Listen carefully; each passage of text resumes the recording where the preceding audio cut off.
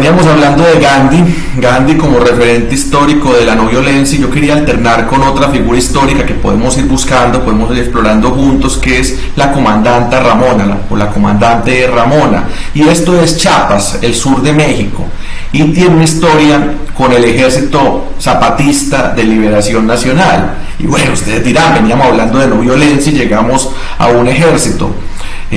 Pues sí, gente peligrosa, gente de ser peligrosas.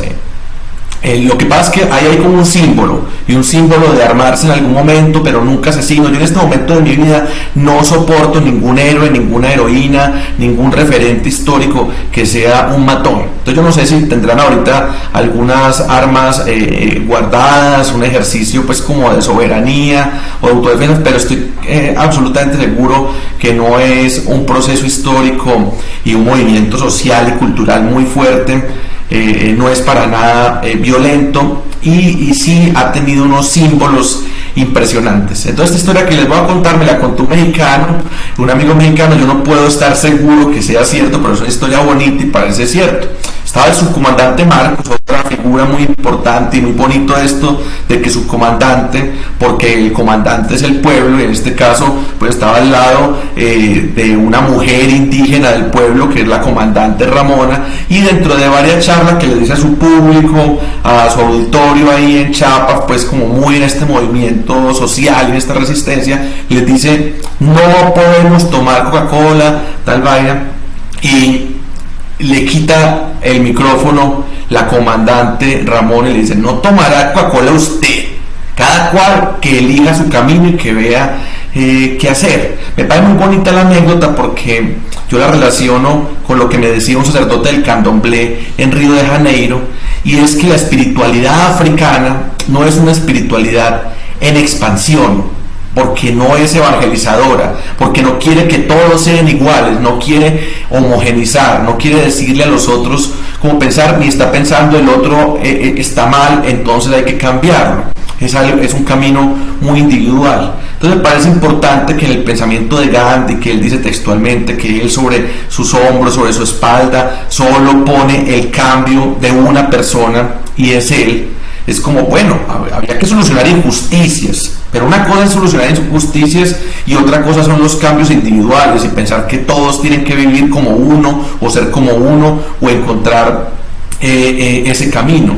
Entonces me parece interesante ese modelo de complejidad, y nos pone a pensarnos dos palabras: ¿qué es ser radical y qué es ser extremista?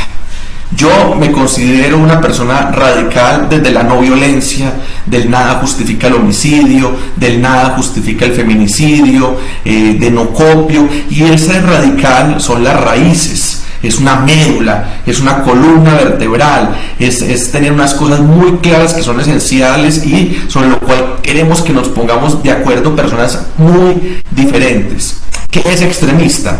Extremista es que el fin justifique los medios, que a como dé lugar esto tiene que pasar, que voy a pasar por encima de los otros. Y ese extremista lleva a distintas formas de violencia, a querer cambiar al otro, y a eliminaciones de varios tipos. Entonces aquí quiero que nos cuidemos mucho del fanatismo. Cuando entramos al terreno de los movimientos sociales, y yo creo que lo vamos a ampliar un poquito dentro de 8 días, entramos también en el terreno de la ideología. A mí me ha parecido que tiene una riqueza mucho más grande el terreno de los manifiestos culturales, pero la ideología, así la gente la haya deformado y no la haya entendido, viene de un asunto muy interesante, es ideológico.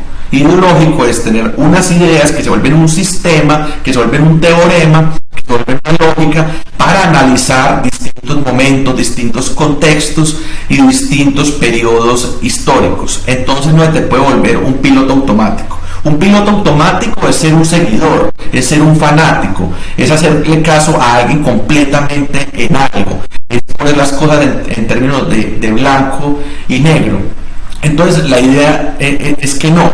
Y en esto de cuidarnos de los fanatismos que a veces, digamos, se malinterpretan o terminan atrayendo en ese fanatismo, en esos movimientos sociales, pues gente así, tenemos también entonces que jugar mucho a la excelencia, al propio rigor, que nos recuerde que la lucha es con nosotros mismos. Cuando estamos en un colectivo o estamos en un movimiento social, tiene uno que mejorar uno mismo, y está uno aprendiendo y está uno cambiando, con uno como principal testigo y como principal motor y como principal director. Nadie puede ser dueño de nuestra conciencia, y eso nos lleva a una idea de excelencia. Pero ¿cómo tener una idea de excelencia que nunca termine en sentirse superior a los demás, en sentirse por encima de los demás? Estamos trabajando duro, y eso nos enseña muchos movimientos sociales, a un asunto de horizontalidad.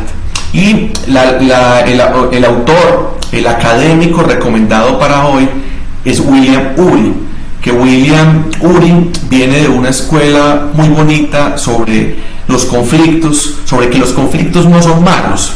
Viene, quizá el que empieza esa escuela para mí es Freund, que suena como Freud, pero es Freund, de sociología del conflicto. Entonces, todos ellos pasando por Fischer, que es muy famoso también, Robert Fischer, que son grandes personas que han estado en transiciones de la guerra a la paz, como ha sucedido en Sudáfrica, en Irlanda, en Centroamérica, como queremos que pase en Colombia, hemos querido con las FARC, ahora queremos con el ELN. Todos estos académicos plantean que el conflicto en sí no es malo, que el problema es cómo se resuelve el conflicto, y queremos conflictos que tengan más creación que daño, que tengan más bienestar que humillación, ¿no? Por supuesto, a veces en términos de los conflictos, pues alguien debe ir a la cárcel o pagar una indemnización. Entonces, a eso me refiero. Digamos que a veces hay algunas soluciones de conflicto que tienen un daño controlado, y no puede ser para todos, pero hay otro tipo de conflictos que es como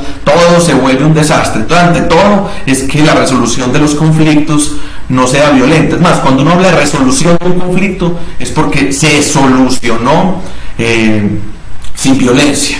Y Ury tiene otra cosa más bonita, y es que tiene una esperanza en el género humano, y dice: toda la prehistoria del ser humano fue sin violencia, fue sin guerras. Era un ser humano nómada. Cuando yo lo empiezo a mezclar con otros autores, era un ser humano que tenía una relación distinta con la divinidad era femenina, había más poder de las mujeres, había más matriarcado. Estoy absolutamente de acuerdo con las feministas que las guerras y la violencia las trajo el patriarcado, por eso los hombres también somos víctimas del patriarcado, aunque seamos menos víctimas que las mujeres, por supuesto.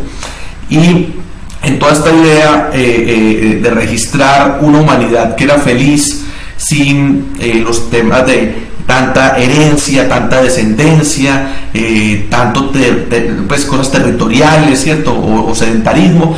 Aquí dices que nosotros venimos de unos simios simpáticos, y estos simios simpáticos son los bonobos, que ganaban un liderazgo en esa especie de tribu, haciendo reír, ¿cierto? Que creaban sociedades muy placenteras, también muy desde el erotismo. Entonces decían, no era la violencia, no era la rabia con la que estos simios de los que venimos elegían a quien los fuera a gobernar. Y Ury entonces tiene un libro muy bonito, Alcanzar la Paz, donde habla de muchas técnicas y muchos asuntos aplicados, de cómo desde lo pequeño hasta lo grande se pueden aplicar lógicas, sentidos, filosofías para resolver conflictos. Habla, por ejemplo, de cambiar armas por cerraduras, de asuntos que nos hagan sentir más seguros, pero que tengan que ver con el desarme y no violenten a los otros. Y todo empieza, lo primero que les quería como reseñar de la obra de Ury para que ustedes la exploren, es que todo empieza por no ser cómplice de las injusticias. Y él dice, y aquí me recuerda mucho a Paul Preciado, que a veces las minorías injustas que están en el poder, tipo pues como oligarquía, no sé, hacen sentir a mayorías como minorías, ¿cierto? Los géneros disidentes, los afrodescendientes, los indígenas, las mujeres, muchas veces son mayoría cuantitativa y las hacen sentir en la sociedad y las tratan en políticas públicas como si fueran minoría.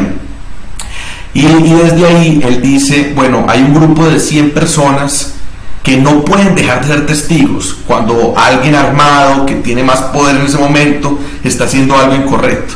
Entonces él dice como el mínimo poder, ¿cierto? Estar viendo y darle mucha fuerza al gesto. Entonces por ahí está William Ury, y por ahí está que vayamos teniendo técnicas distintas, comunitarias, ciudadanas, estatales e individuales de resolución de conflictos.